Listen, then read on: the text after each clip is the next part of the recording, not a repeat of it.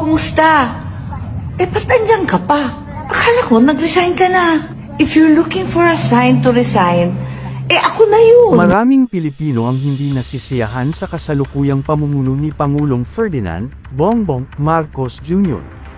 TBBM, dahil sa ilang pangunahing isyu na patuloy na nagpapababa sa kanyang popularidad at tiwala ng publiko, mga pangunahing dahilan.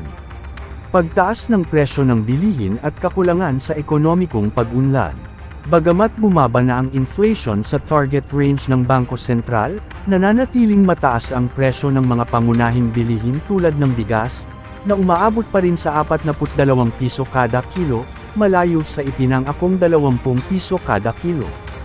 Ang GDP growth ng bansa ay 5.6% noong 2024, mas mababa sa target na 6 hanggang 6.5%, at mas mababa rin kumpara sa pre-pandemic average na 6.6%.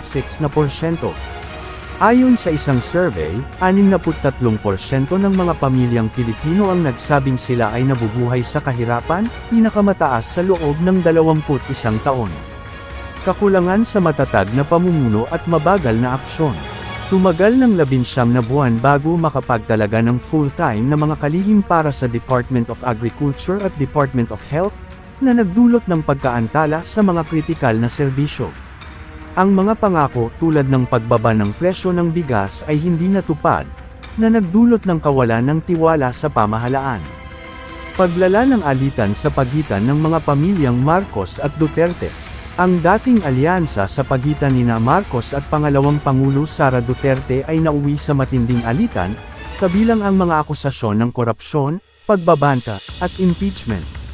Ang pag-aresto kay dating Pangulong Rodrigo Duterte ng International Criminal Court ay lalong nagpabigat sa tensyon sa pagitan ng dalawang makapangyarihang pamilya. Pagbaba ng approval rating at pagtaas ng diskontento. Ayon sa Pulse Asia, bumaba sa 25% ang approval rating ni Marcos Jr., mula sa dating 42%. Samantala, si Sara Duterte ay may 59% approval rating.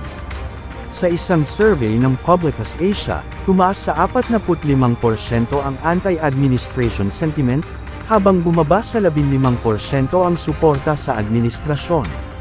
Kakulangan sa malalim na reforma at pagkiling sa tradisyonal na politika. Sa halip na magsagawa ng malalim na reforma sa edukasyon, kalusugan, at paggawa, mas pinagtutuunan ng pansin ang mga programang pansamantala at dole-outs. Ang pamahalaan ay inaakusahan ng pagkiling sa mga elitista at oligarkiya, na nagpapalala sa hindi pagkakapantay-pantay sa lipunan. Pagtaas ng kakulangan sa kalayaan sa pamamahayag. Patuloy ang mga kaso ng red tagging at harassment laban sa mga mamamahayag, lalo na sa mga alternatibong media outlets tulad ng Bulatlat at Pinoy Weekly. Pagdududa sa mga survey at pagbanggit ng fake news. Ayon sa Presidential Communications Office, maaaring naapektuhan ng disinformation at fake news ang pagbaba ng ratings ni PBBM, na nagpapakita ng pagdududa sa mga resulta ng survey. Ang kombinasyon ng mga isyong pang-ekonomiya, kakulangan sa matatag na pamumuno, alitan sa pagitan ng mga makapangyarihang pamilya, at kakulangan sa malalim na reforma ay nagdudulot ng pagbaba ng tiwala ng publiko kay Pangulong Marcos Jr.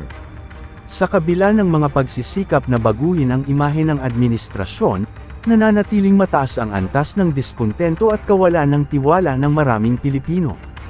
Mr. Kasagpa here subscribe muna yan para updated ka sa panibagong videos. Maraming salamat po and God bless you.